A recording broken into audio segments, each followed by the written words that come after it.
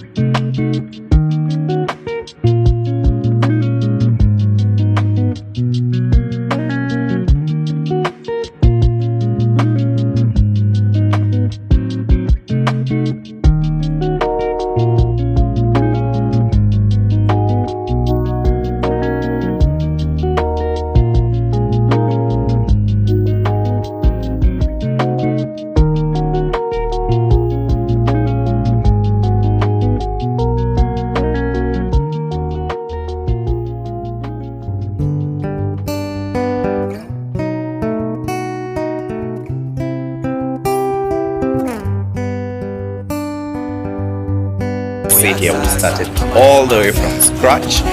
This is now the results. Don't you love them? So guys, if you're interested in learning how to make such wonderful, if you're amazing rugs for yourself, if you wanna be like her, I got you covered, because I have tufting classes for you. And also, if you're interested in spicing up your room and being the talk of the town for the gossip from your friends, I can customize a custom rug for you guys.